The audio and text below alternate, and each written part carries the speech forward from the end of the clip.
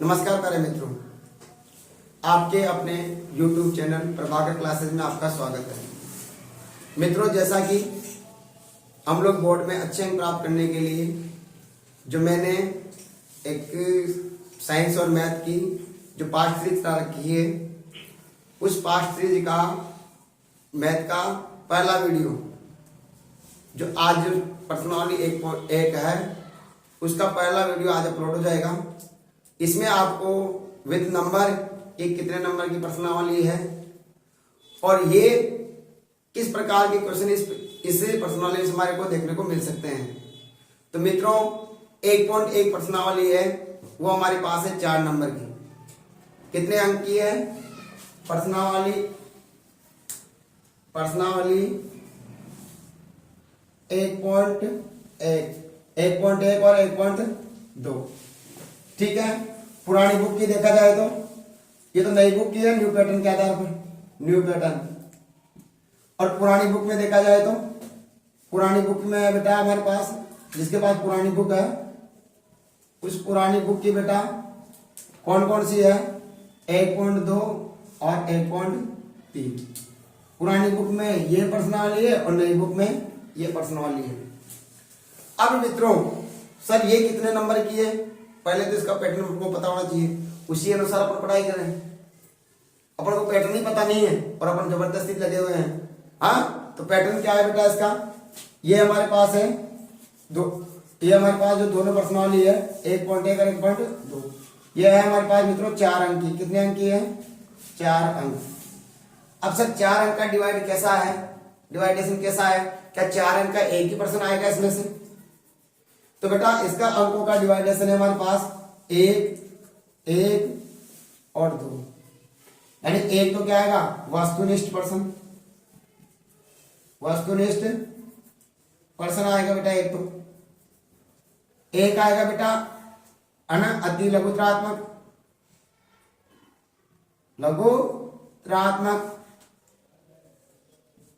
प्रश्न आएगा। और बेटा एक आएगा हमारे पास में क्या होगा, लघुत्रात्मक प्रश्न। एंड टोटल ऑफ देखो, 1 नंबर तो ये, 1 क्वेश्चन ये और 2 नंबर का 1 क्वेश्चन ये। टोटल ऑफ कितने क्वेश्चन आएंगे अपन को प्रश्नावली 1 में से, प्रश्नावली 1 में अपने प्रश्न आएंगे बेटा बोर्ड में 3 ब्लूप्रिंट के अनुसार। तो बताओ, पहली प्रश्नावली में से 3 प्रश्न देखने को मिल रहे हैं। अब बात आती है, मैं थोड़ा सा इसको जिक्र करना चाहूंगा क्योंकि अपन को डायरेक्शन इससे मिलता है ब्लूप्रिंट से। अब सर वस्तुनिष्ठ में क्या आ सकता है, हाँ वस्तुनिष्ठ में हमारे पास में आ सकता है क्या कि एक तो आती है क्या, भाज्य और अभाज्य संख्या। भाज्य संख्या क्या होती है और अभाज्य संख्या क्या होती है। दूसरी बात वो पूछ सकता है कि कौन सी भाज्य है कौन सी अभाज्य है, पहली बात। दूसरी बात क्या कर सकता है सर, इसमें अपन को पूछ सकता है क्या, एलसीएम और एचसीएफ, 2 चीजें पूछा जा सकता है। सर एलसीएम क्या होता है और एचसीएफ क्या होता है। फिर ये तो हो गया क्या, इसमें शॉर्ट में दे देगा कि इसका एचसीएफ है तो एलसीएम ज्ञात करो और एलसीएम ये है तो एचसीएफ ज्ञात करो। अब ऐसा में वस्तुनिष्ठ में, उसके बाद में अति लघुत्रात्मक प्रश्न। अति लघुत्रात्मक प्रश्न में अपन को दोनों पूछा जा सकता है, सवाल दे दिया, बोलो इनका अभाज्य गुणनखंड विधि के द्वारा एचसीएफ और एलसीएम ज्ञात कीजिए। यानी मित्रों इस प्रकार से। और एक आ रहा है बेटा 2 नंबर का लघुत्रात्मक प्रश्न। अब लघुत्रात्मक प्रश्न का मतलब है कोई अपन को परिमेय संख्या दे दिया और उसको सिद्ध करने को कह दिया कि बताइए, सिद्ध कीजिए कि परिमेय संख्या है या नहीं है। तो बेटा इस प्रकार से, जैसे बताइए √3 एक परिमेय संख्या है, √5 एक परिमेय संख्या है या परिमेय संख्या है, ये सिद्ध करने को दे दिया कि बताइए, सिद्ध कीजिए कि √3 एक अपरिमेय संख्या है या √5 एक अपरिमेय संख्या। इसको सिद्ध करने के लिए दे दिया। 2 नंबर का प्रश्न, वैसे क्या है लेंथी होता है लेकिन 2 नंबर का प्रश्न यहां से भी आ सकता है। अब बात आती है मित्रों कि सर इनको कैसे, इस प्रश्नावली का किस प्रकार से सोल्व करें ताकि हमारे पूरे नंबर आ जाए बेटा। तो देखो बेटा अपने पास पहला सवाल है, प्रश्न नंबर 1 है, वो कह रहा है निम्नलिखित संख्याओं के अभाज्य गुणनखंड कीजिए। अभाज्य गुणनखंडों को ऐसे लिखता हूं, अभाज्य गुणनखंडों को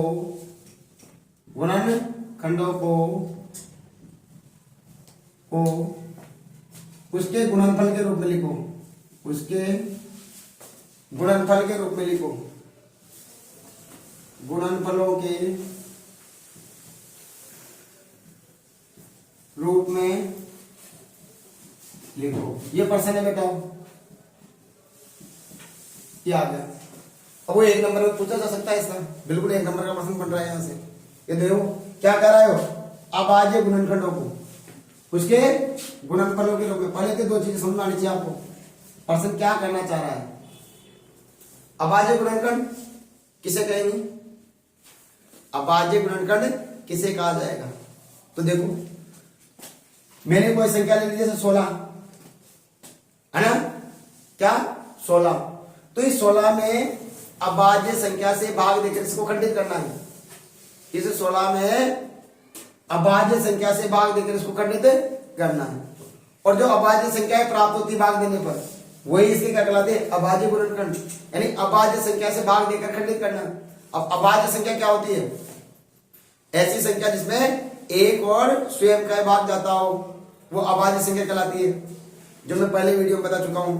2 वीडियो है, पार्ट नंबर 1 और पार्ट नंबर 2, वहां पर पूरा का पूरा विभाजिता का नियम सारी चीजें बता रखी है, तो वहां पर अपन लोगों को जाकर अगर नहीं आता है तो वहां पर जाकर देख लेना। अब जैसे सबसे छोटे अभाज्य संख्या क्या है, 2। जब तक 2 का भाग देते रहेंगे जब तक इकाई का सम आता रहेगा।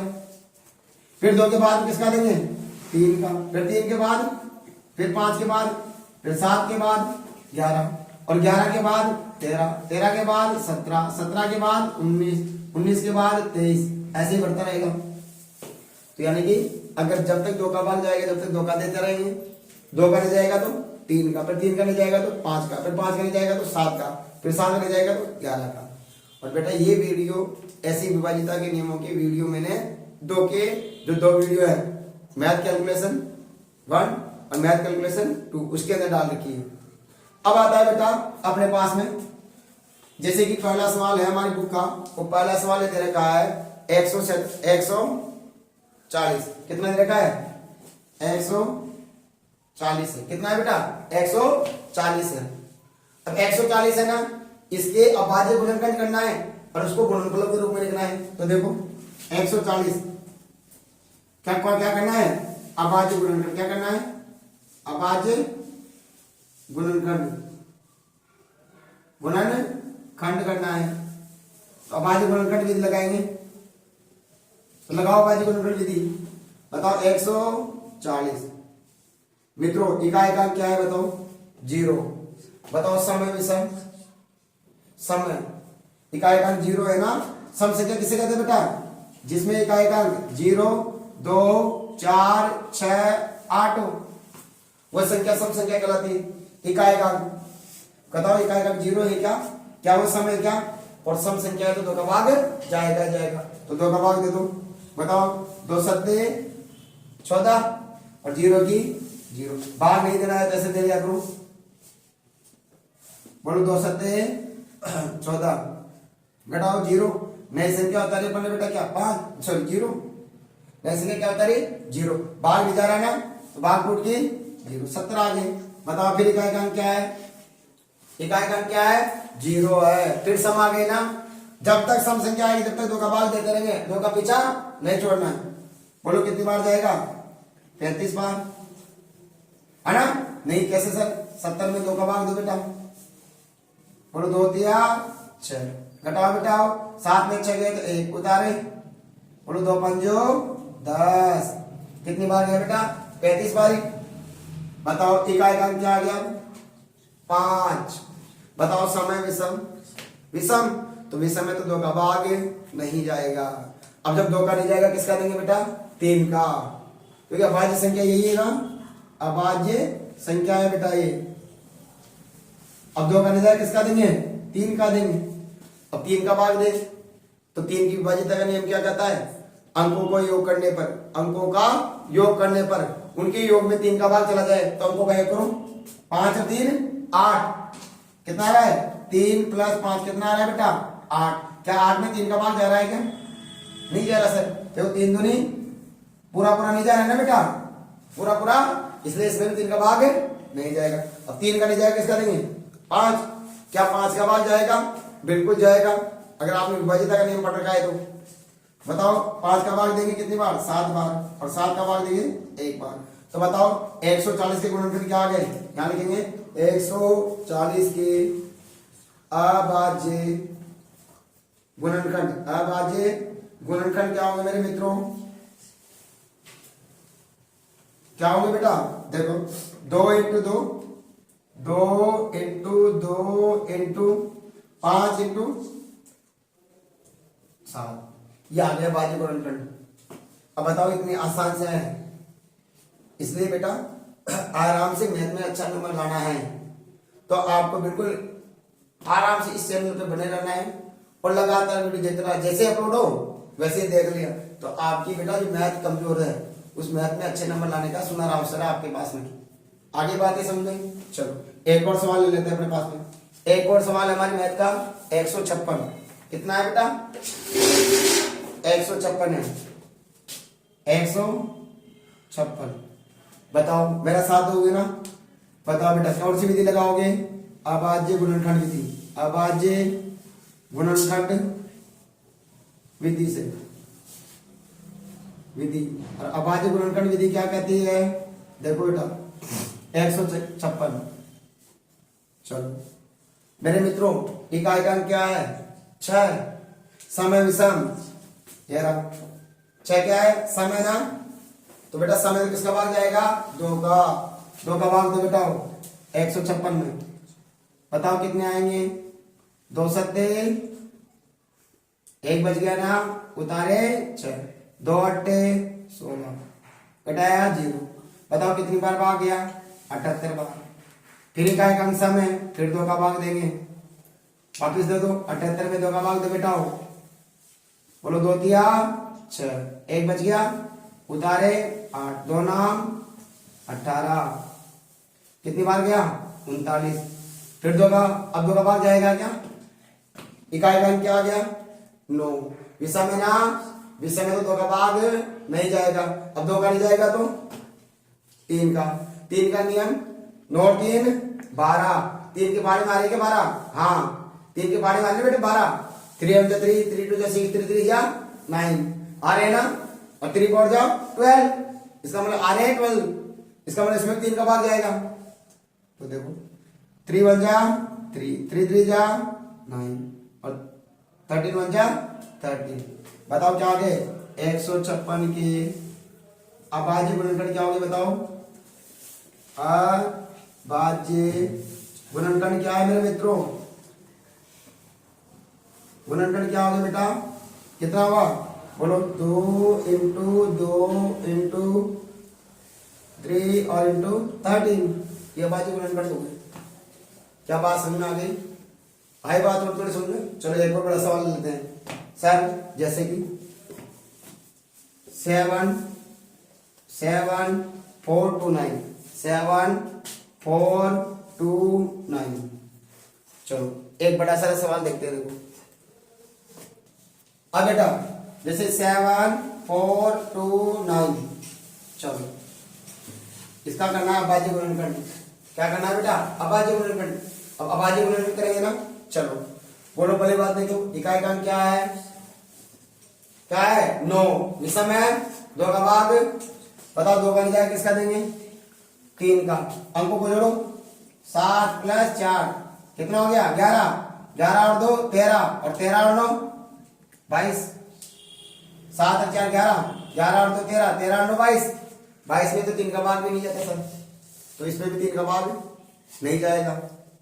3 का नहीं जाएगा किसका देंगे 5 का, अब 5 का भाग दो, क्या 5 का भाग जाएगा, हाँ क्या होता है कब जाता है 5 का भाग? इकाई अंक 0 या 5 हो, क्या इसमें है क्या सर? 5 का भाग भी नहीं जाएगा। अब किसका देंगे? 7 का। क्या 7 का भाग जा रहा है इसमें? तो देखो 7 4 2 9। तो बेटा आपको इसकी 7 की विभाज्यता का नियम पता होना चाहिए।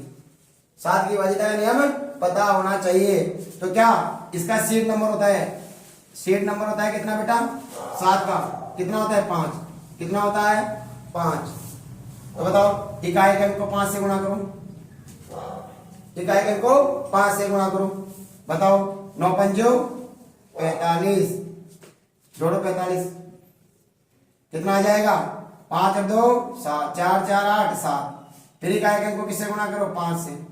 बोलो 7 पंजो 35, 35 जोड़ो बेटा कितना आ जाएगा? 8 5 13, आसन की 8 8 और 3 11। फिर इकाई अंक को किससे गुणा कर दो? 5 से। बोलो कितना आ गया? 15।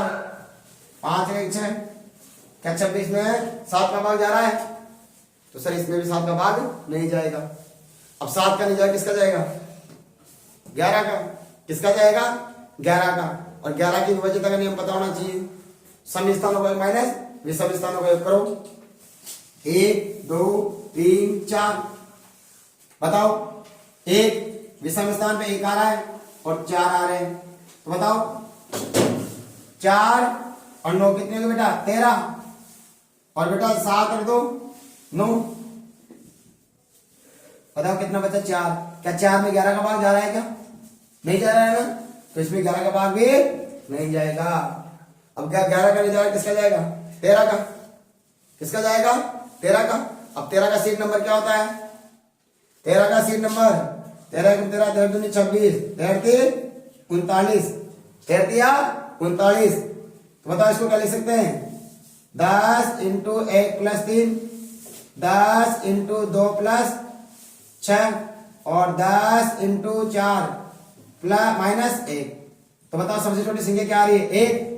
तो 10 40 40 में जगह 39 बच गए ना। तो सीट नंबर कितना आ रहा है? 4। कितना आ रहा है? 4। बताओ इकाई अंक को 4 से गुणा करो। करो इकाई अंक को 4 से गुणा। तो 7 4 2 9 वो गुणा किससे करेंगे? 4 से। करो बेटा कितना? 9 चौका 36। बताओ 36 आ गए ना। 36 जोड़ दो इसमें। 6 और 2 8 7 7। फिर इकाई अंक को किससे गुणा करो? 4 से। 8 चौक 32, 7 9 10। फिर इकाई अंक को 4 से गुणा करो। बोलो 9 चौका 36, 46 हो गए ना। क्या 13 का भाग जा रहा है? अब जब 13 का भाग नहीं जा रहा तो नहीं जा रहा बेटा 13 का भाग। अब 13 का नहीं जाएगा, अब किसका देंगे? 17 का। किसका देंगे? 17 का दो। अब 17 का भाग जाएगा। देखो 17 का सीट नंबर क्या होता है? पता है सीट नंबर 17 का? निकालो। 17 एकाम 17 दूनी 17 3 17 चौक 17 पंजो 17 6 102। बताओ सीट नंबर क्या है इसका? देखो ये रहा 10 इंटू 5 प्लस 1, 10 इंटू 5 प्लस 1 और यहाँ 10 इंटू 3 प्लस 4 और 10 इंटू 2 माइनस 3। बताओ छोटी संख्या ये आ रही है ना 1। बताओ सीट नंबर क्या हो जाएगा? 5। क्या हो जाएगा? 5। अब यहाँ प्लस है तो क्या लेंगे? माइनस। यहाँ प्लस है तो माइनस लेते हैं, तो माइनस लेंगे। तो कितना आ रहा है? माइनस के 5। कितना आ रहा है बेटा? करो 7 4 2 9। इसको किससे गुणा कर दे? 5 से। बोलो 9 पंजो 45। घटाओ बेटा, माइनस के 45 आए ना। 12 5 गए तो 7 3 13, 13 में 4 गए तो 9 6। फिर इकाई अंक को किससे गुणा करो? 5 से। माइनस का 35 घटाओ 9 में से 5 गए तो 4, 9 में और यहाँ 3 क्या 17 का भाग जा रहा है क्या 34 में? 17 दूनी बिल्कुल, इसमें भी 17 का भाग जाएगा बिना कहे। इसलिए बेटा सीट नंबर का विशेष ध्यान रखना है। और ये चीज कोई नहीं बताता, टीचर बता दिया होगा क्या? मैंने देखा है, डायरेक्ट बता देता है इसमें 17 का भाग जाएगा, डायरेक्ट लिख दिया उसने। बच्चों को बता तो होना चाहिए क्या इसमें कैसे भाग जा रहा है 17 का। तो अपन क्या है सीट नंबर से अपन पता कर सकते हैं। तो बताओ 17 का भाग जाएगा ना।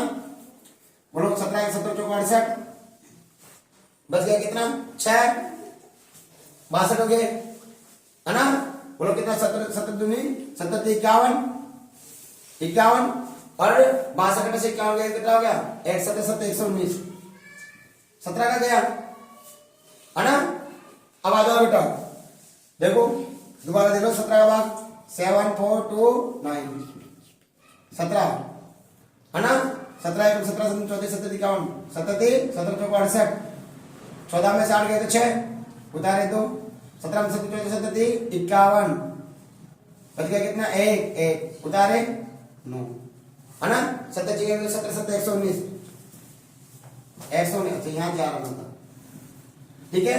अब बेटा देखो हो गया। अब 17 का तो जाएगा नहीं, वापस वही निकालो, सीट नंबर बताया ना हमें। देखो 4 3 7 5 से गुना करेंगे ना 35, 35 घटाओ 13 में से 5 गए तो 8 0। क्या 13 का भाग जा रहा है? नहीं जा रहा, तो अब 13 17 का नहीं जाएगा। अब किसका जाएगा? 19 का। किसका? 19 का। क्या 19 का भाग जा रहा है? देख लो, सीट नंबर निकालो। 19 से कम 19, 19 दूनी 38, 19 3 57, 19 चौक 76, 19 पंजो 95, 19 6 114। क्या मैं इसको ऐसे लिख सकता हूं? क्या 10 इंटू 2 माइनस 10 दूनी 20, 20 में से एक गया तो 19 रह गया। बताओ सीट नंबर सब छोटा यही आएगा 2। तो बताओ करो 4 3 7 किससे गुना कर दे इसको? 2 से। बोलो कितना आ जाएगा? 14 4 3 7 57। क्या 19 का भाग जा रहा है? क्या 19 का 19 57 जा रहा है ना, तो इसमें 19 का भाग जाएगा। दे दो 19 का भाग, बताओ 19 का भाग देंगे ना। 4 3 7 19 का 19 दूनी 38, 13 में से 8 गए तो 5 उतारे 7, 19 3 57। बताओ कितनी बार गया बेटा? 23 बार। और 23 से काम 23, ये आ गया इसका। बताओ क्या आया? 7 4 2 9 बराबर क्या है भाई गुणनफल इसका? 17 इंटू 19 इंटू 23, ये आ गया। इसलिए बेटा सीट नंबर का विशेष ध्यान है। अगर सीट नंबर आप याद नहीं रखे ना तो बेटा उसको देते रहो भाग, और आपसे भाग ही नहीं होगा, और बोर्ड में नंबर छोड़ के आप लोग अरे यार नहीं जा रहा भाग, है ना। तो बेटा ऐसा नहीं, सीट नंबर का विशेष ध्यान रखना, और सीट नंबर की बाध्यता का नियम है, उसी के आधार पर आप इसका पता कर सकते हो किसमें भाग जाएगा या नहीं जाएगा। अब आता है बेटा, देखो बेटा पहला सवाल कंप्लीट हो गया। दूसरा सवाल क्या करना चाह रहा है? पूर्णांकों के निम्नलिखित युग्मों, यानी ये युग्म है कि एचसीएफ और एलसीएम, ये क्या चीज होती है सर? एचसीएफ का अर्थ होता है बेटा मा और स, महत्तम समापवर्ती, और एलसीएम का अर्थ क्या होता है? लघुत्तम समापवर्ती। याद कीजिए, इसकी जांच कीजिए कि दो संख्याओं का गुणनफल, दो संख्याओं का गुणनफल यानी दो संख्या ये रही, इनका गुणनफल बराबर क्या होता है? एचसीएफ इंटू एलसीएम होता है। और ये इस साल 2 नंबर में आने वाला प्रश्न है, ये इस साल 2 नंबर में आने वाला प्रश्न है, स्टार लगा लो, क्योंकि 2 नंबर का प्रश्न यहां से डेफिनेटली मेरे हिसाब से आने वाला है। चलो तो बेटा देखो पहला सवाल, स्टार लगाना बताओ। 26 और 91 कल क्या निकालना है बेटा? एचसीएफ और एलसीएम याद करना है पहले तो कौन सी विधि लगा दो? अभाज्य गुणनखंड विधि, अभाज्य गुणनखंड विधि, गुणनखंड विधि।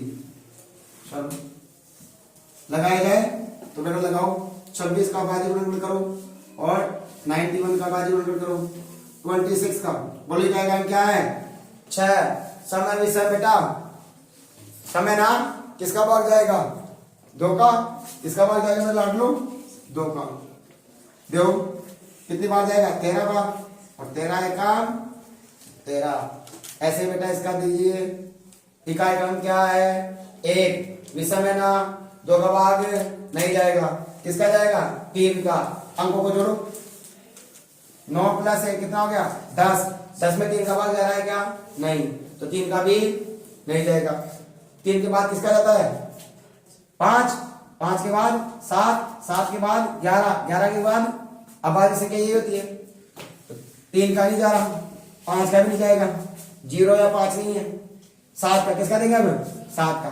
मैंने 7 का सीट नंबर बताया था ना अभी, क्या होता है 7 का सीट नंबर 5, करो बोलो 5 एकम 5, जोड़ो 9 और 5 कितने हो गए 14, 14 में 7 का भाग जा रहा है, हाँ इसमें जाएगा 7 का भाग, कितनी बार जाएगा बोलो 7 एकम 7 और 13 बार, और 13 एकम 13, 13 एकम 13, क्योंकि 13 बाद इसे क्या है ना, और स्वयं का 13 का भाग जाएगा। आगे बात समझ बेटा, अब देखो नहीं आई क्या, अब देखो सर अब इसमें क्या निकालना है, क्या निकालना है बेटा 26 का भाज्य गुणनखंड और 91 का भाज्य गुणनखंड। 26 का क्या है 2 इंटू बोलो बेटा 13, और बेटा 91 का क्या आया बोलो 7 इंटू 13।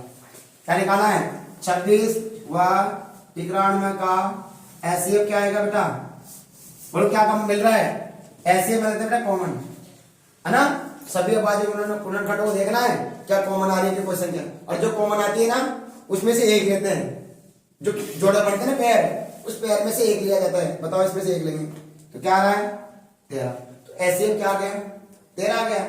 फिर निकालेंगे बेटा 26 व 91 का एलसीएम, बताओ देखो अब बेटा एलसीएम है ना, एलसीएम लिया जाता है बेटा ज्यादा, क्या लिया जाता है ज्यादा, जो ज्यादा संख्या आती है देखो 2 किसमें ज्यादा आ रहे हैं, ये रहा सर इसमें ज्यादा है, कितनी बार है एक बार इंटू 7 सर इसमें है और 13 ये रहे, अब दोनों में एक एक बार है ना, तो एक ही बार लेंगे, दोनों एक ही बार है तो एक बार ले लिया, बोलो कितना हो गया 13 सत्ते 91 और 91 दूनी 182,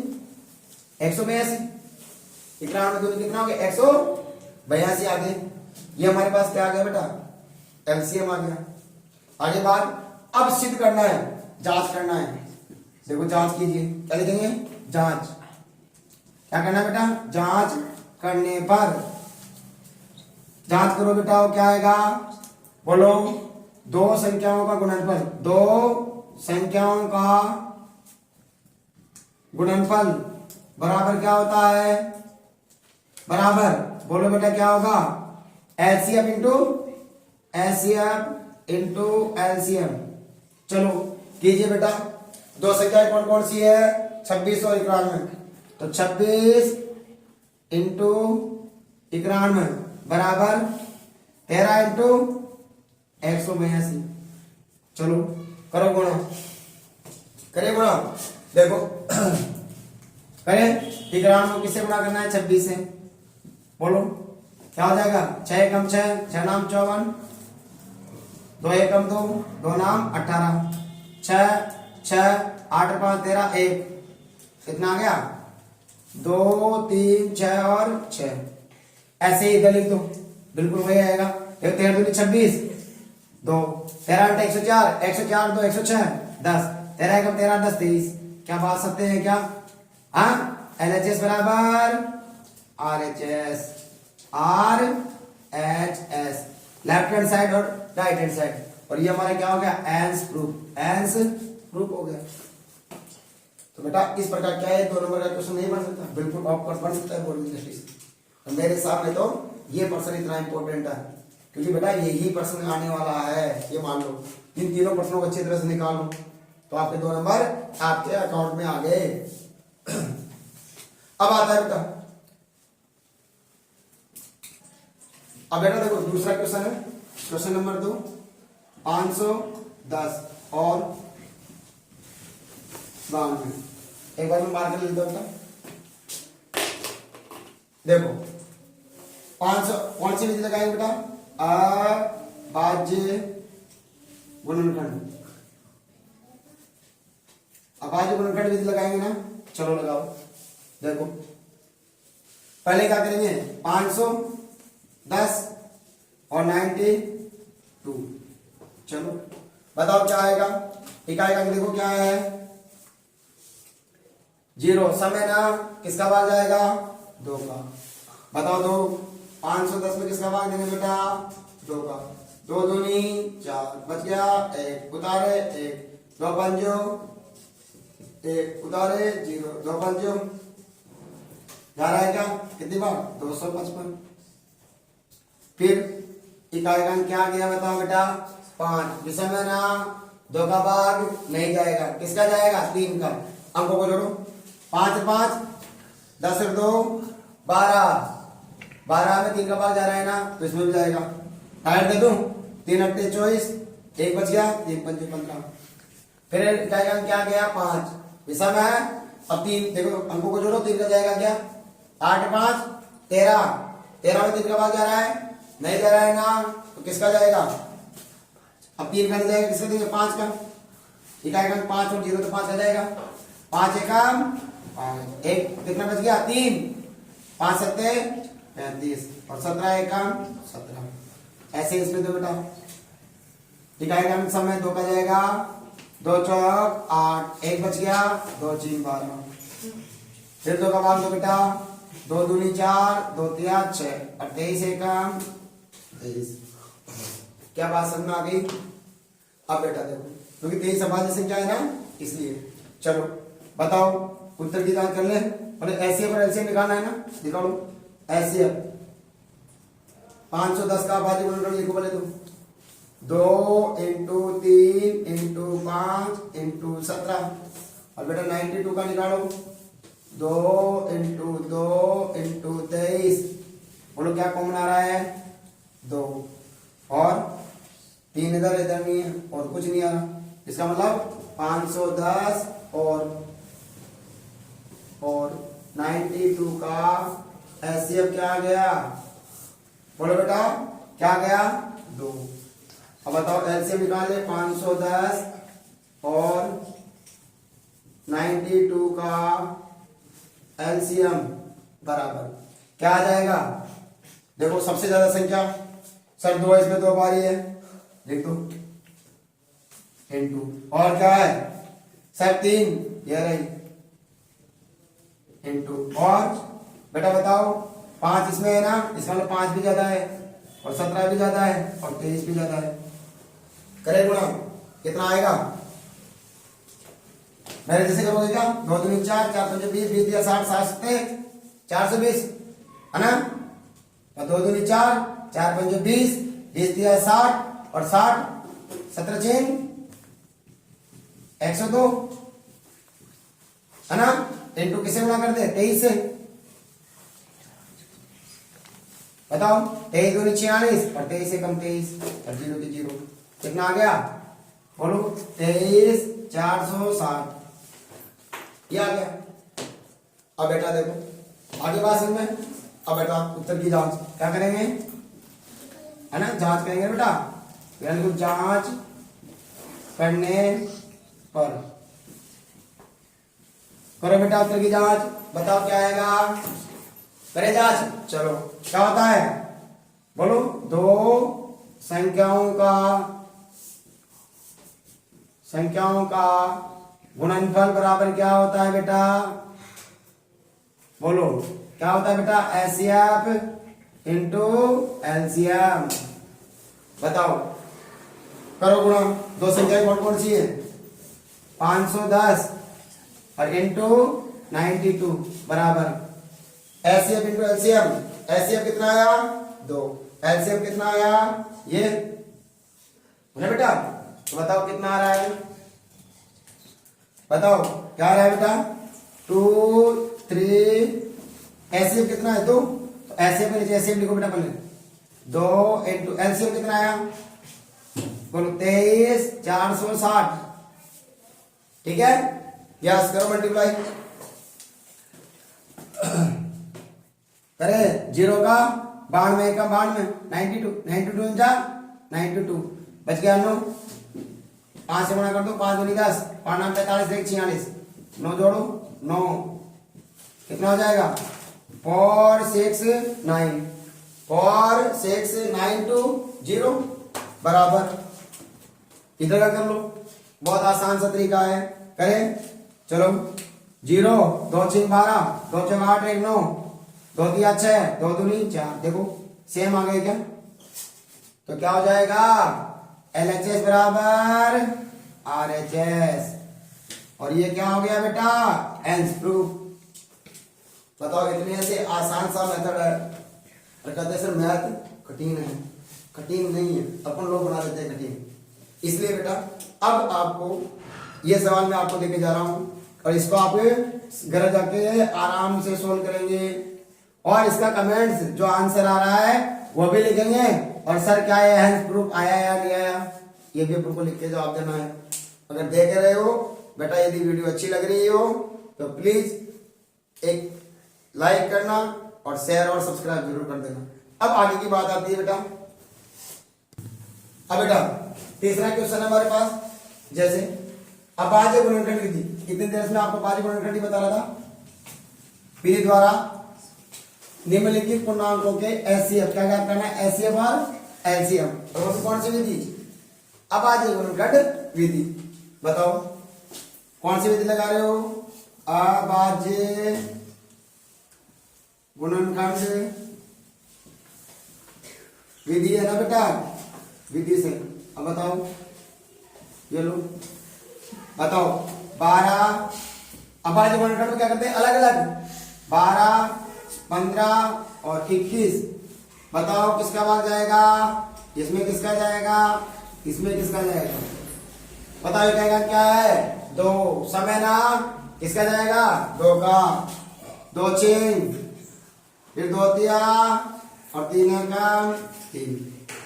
ठीक है, क्या है 5, किसका भाग जाएगा 5 है ना, तो 2 का तो नहीं जाने वाला, कैसे जाएगा अब किसका, हमको धरो 5 6 3 का जाएगा, 3 पंजो और 5 एक का। बताओ आपको धरो कितना आ रहा है 7, 3 का जा रहा है ना। बताओ क्या हो जाएगा बेटा, 12 का गुणनखंड क्या हो गया 2 इंटू 2 इंटू, और बेटा 15 का क्या हो जाएगा 3 इंटू 5, और बेटा 21 का क्या हो जाएगा 3 इंटू 7। बोलो 12, 15 और 21 का बोलो क्या आएगा, एचसीएफ निकाल लो पहले। चलो एचसीएफ निकाल लो। बताओ कॉमन क्या आ रहा है तीनों में सेम आना चाहिए। ये आ गया, और 2 इधर है, इधर नहीं हटाओ, 5 इधर है, इधर नहीं हटाओ, 7 इधर है, इधर नहीं हटाओ। बोलो क्या कॉमन आ रहा है 3, एचसीएफ 3 आ गया। आगे बात अब निकालो बेटा एलसीएम। क्या निकालेंगे 12, 15 और कितने का 21 का एलसीएम निकाले ना, निकालो बेटा। बोलो क्या है 2 किसमें ज्यादा है 2 इंटू 2, बेटा 3 किसमें ज्यादा है, एक बार ये समय तो एक बार लिख दो, और 5 और एक बार 7। बताओ कितना हो जाएगा 2 दूनी 4, 4 पंजो 20, 20 दिया 60, 60 सत्ते 420। कितना आ गया 420 हो गया। चलो अब आ जाए 420 हो गई। चलो क्या आपके पास एलसीएम और एचसीएफ आ गया, एक और निकाल ले, एक आपके लिए दे देता हूं। चलो देखो 17, 23 और 29। अब बताओ किसका भाग जाएगा 17 में। अभी थोड़ी देर पहले बताया था 17 अभाज्य संख्या है, 17 का भाग जाता है, और 23 में 23 का भाग जाता है, और 29 में 29 का भाग जाता है। तीनों अभाज्य संख्या है। हो गया मामला खत्म। हाँ अब बच्चे क्या किसका भाग जाएगा यार, क्या करूं 17 में। चलो 17 तो मान लेते हैं, लेकिन 23, अब ये 23 और 29 आते बच्चों का यार 2 का दूं या 3 का दूं, तो वो ये उलझ जाते हैं लोग। क्या है, और मैंने आपको बताया था अभी क्या 2, 3, 5, 7, 11, 13, 17, 19, 23 और 23 और 29 अभाज्य संख्याएं होती है जिसमें एक और स्वयं का भाग जाता है। इसका मतलब 17 अभाज्य संख्या है, 23 अभाज्य संख्या है, 29 अभाज्य संख्या है। इसमें केवल किसका भाग जाएगा, स्वयं का भाग जाएगा। ये हो गया। अब बताओ, तो बताओ 17 का गुणनखंड 17 इंटू 1, 23 का 23 इंटू 1, और 29 का 29 इंटू 1। बोलो क्या मिल रहा है, ऐसे निकालेंगे ना 17, 23 और 29 का एचसीएफ। अब बच्चों को ये भी दुविधा हो गई सर इसमें तो मिला ही नहीं, तो ये कर भी दिया।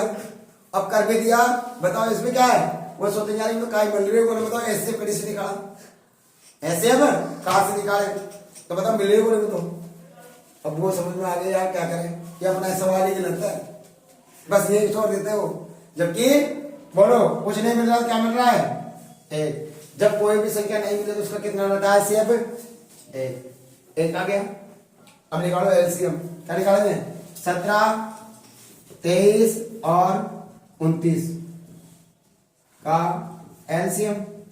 अब एलसीएम सबसे ज्यादा लेते हैं ना, तो देखो कितना आएगा? 17 इंटू 23 इंटू 29, बताओ मल्टीप्लाई करो कितना आ रहा है? टोटल ऑफ 11,339 11,339 आ रहा है, गुणा करोगे तो। ठीक है बेटा, तो इस प्रकार से ये हो गया हमारा सवाल, और ये आपको स्वयं सोल्व करना है इस विधि के द्वारा। अगर आप लोग ऐसे प्रैक्टिस करते रहते हो तो बताओ आपके लिए क्या होगा? मैथ में अच्छे नंबर लाने से कोई नहीं रोक सकता आपको। क्या तीसरा सवाल भी कंप्लीट हो गया? चलो चौथे सवाल की तरफ चलते हैं। चलो बेटा, क्वेश्चन नंबर 3 के बाद है क्वेश्चन नंबर 4। देखो बेटा, वो कह रहा है एचसीएफ, ये दो संख्या है ना, इनका एचसीएफ दिया है 9, और ये दो संख्या है ना बेटा, वही उसका एलसीएम ज्ञात करना है आप लोगों को। तो एचसीएफ दिया है और एलसीएम निकालना है, तो देखो कितना आसान सा है। बोलो एचसीएफ कितना है? 9। एलसीएम ज्ञात करना है क्या? बिल्कुल। और दो संख्याएं कौन कौन सी है? दो संख्याएं कौन कौन सी बेटा जिनका एलसीएम और एचसीएफ ज्ञात करना है? दो संख्याएं कौन कौन सी बेटा बताइए? 306 और 657। चलो अभी थोड़ी देर पहले बताया था आप उत्तर की जांच, सूत्र याद है तो उत्तर की जांच वाला बताओ बेटा। उत्तर की जांच है ना, बोलो क्या आएगा? दो संख्याओं का गुणनफल, गुणनफल बराबर क्या होगा? बराबर क्या होगा मेरे लाडलो? बोलो एचसीएफ इंटू एलसीएम। क्या ये सूत्र बताया था क्या? अब बताओ दो संख्याएं कौन कौन सी है? 306 इंटू 657 बराबर एचसीएफ कितना है? 9। एलसीएम निकालना है क्या? बिल्कुल सर। बताओ ये सब गुणाएं तो रहते भाग हो जाएगा क्या? बताओ 306 इंटू 657 बटा 9 बराबर क्या आएगा? एलसीएम। भाग दे दो, किसमें जाएगा 9 का भाग? इसमें जाएगा। 9 एक अंकों को जोड़ो, 4 3 9, तो इसमें 9 का भाग जाएगा। दे दो भाग। 9 3 27, बच गया 3, 36 हो गया। 9 चौका 36, बोलो क्या बच गया हमारे पास? 34 इंटू 657 बराबर एलसीएम। बताओ भाग गुणा करो, तो 657 इंटू 34 बताओ कितना आ रहा है? 22 33 8। कितना आ रहा है? कर लेना। 22 33 8 गुणा करोगे तो 22 33 और 8 बराबर एलसीएम, और ये हमारा आंसर हो जाए। मतलब कितना आसान से क्वेश्चन है। 7 चौक 28। देखो बेटा 22, अच्छा 3 नंबर में 22 33 8 है ना, ये है बेटा। क्या हो जाएगा? एलसीएम आ जाएगा। गुणा कर लेना, नहीं आएगा यार, डायरेक्ट मेरे जैसे मत कर, है ना, गुणा कर लेना। हो गई बात। ये हो गया। क्या किया? एचसीएफ दिया था, एलसीएम निकालना था। दो संख्याएं दी हुई थी, करो गुणा। दो संख्याओं को गुणनफल बराबर एचसीएफ इंटू एलसीएम। दो संख्याएं ये रही, इनका गुणा किया, और एचसीएफ कितना है? 9। एलसीएम निकालना था, ये गुणा था भाग हो जाता है। 9 का भाग दिया बेटा, 9 3 27, 3 बच गया, 36 हो गया। 9 चौक 36, 34 इंटू 657 एलसीएम गुणा करें कितना जाएगा? 22 33 8 आ जाएगा, और ये एलसीएम हो गया हमारा। क्वेश्चन नंबर 4 भी समाप्त हो गया। देखो बेटा, जांच कीजिए कि क्या किसी प्राकृत संख्या n के लिए कोई प्राकृत संख्या है ना? प्राकृत संख्या किसे कहते हैं? प्राकृत संख्या ऐसी संख्या जो 1 से प्रारंभ होकर अनंत तक चलती हो। कहां तक चलती हो? प्राकृत संख्या किसे कहते हैं? प्राकृत संख्या किसे कहते हैं बेटा? प्राकृत संख्या है ना, ऐसी संख्या जो एक से प्रारंभ होकर 1 2 3 4 और कहां तक चलती हो, अनंत तक चलती हो, उसे प्राकृत संख्या कहा जाता है। ये प्राकृत संख्या होगी बेटा। अब हमारे पास प्राकृत संख्या हो गई ना, तो क्या है, किसी प्राकृत संख्या n के लिए कोई प्राकृत संख्या है, उस n के लिए संख्या 6n क्या होगा, 6 की पावर n, 0 पर समाप्त, 6 की पावर n अंक 0 पर समाप्त हो सकती है। ये पूछ रहा है, तो बताओ। तो देखो बेटा, अपन क्या करेंगे, ये तो क्या घातांक हो जाती है ना, तो इसका गुणनखंड कर लो, इसका गुणनखंड कर लेंगे। यदि इसका गुणनखंड करने पर, इसका गुणनखंड करने पर क्या आ जाए, कब आ जाए, तो 0 आ जाए या तो 5 आ जाए, क्या आ जाए, इसका गुणनखंड करने पर क्या आ जाए बेटा, या तो 5 आ जाए या 0 आए। तो इसका गुणनखंड करो, तो देखो 6 का गुणनखंड करने पर, करो गुणनखंड करने पर, करो बेटा, तो 6 का गुणनखंड क्या हो जाएगा, 2 तिया 3 एकम 3, बताओ क्या हो जाएगा, 2 इंटू 3, है ना, और पावर कितनी बेटा, n का n। क्या यहां पर गुणनखंड 5 प्राप्त हो रहेगा, जब तो 0 आएगा, 10 से गुणा करेंगे तो 5 चौका 20, 5 दूनी 10, तो क्या यहां पर 5 प्राप्त हो रहेगा गुणनखंड में, नहीं हो रहे ना, जब इसका पर 5 का भाग नहीं जा रहा है, इसका मतलब ये संख्या 5 0 पर समाप्त नहीं होगी। तो क्या लिखेंगे, अतः 6n का गुणनखंड क्या नहीं प्राप्त हुआ बेटा, गुणनखंड 6n के गुणनखंड में 5 प्राप्त नहीं हुआ है, नहीं हुआ है, इसलिए यह संख्या यह संख्या 0 पर समाप्त नहीं होगी। बहुत आसान सा तरीका है, यहां पर कर सकते हैं। अतः 6n के गुणनखंड करने पर क्या नहीं हुआ, 5 प्राप्त नहीं हुआ है, और जब 5 प्राप्त नहीं हुआ है, इसलिए इस संख्या का अंक 0 पर समाप्त नहीं होगा। इसलिए अपन कह सकते हैं यहां पर इसको घटा कर, अगर इसलिए इस संख्या क्या होती है, 6n, है ना, का अंक 0 पर समाप्त नहीं होगा। अगर 5 आ जाता तो हम कह सकते थे कि इस संख्या का अंक क्या होगा, किस पर समाप्त होगा, 0 पर समाप्त होगा, लेकिन यहाँ 5 नहीं आ रहा, इसलिए ये संख्या का अंक 0 पर समाप्त नहीं होगा। ये चौथा 5वां क्वेश्चन हो गया। और बेटा यही है, इससे पर्सनालिटी के इंपॉर्टेंट सवाल है ना, वो यही है। और यदि आपको समझ में आ रहा है तो बेटा मेरे करने पर क्या है, एक बार लाइक और शेयर और सब्सक्राइब जरूर कर देना। धन्यवाद।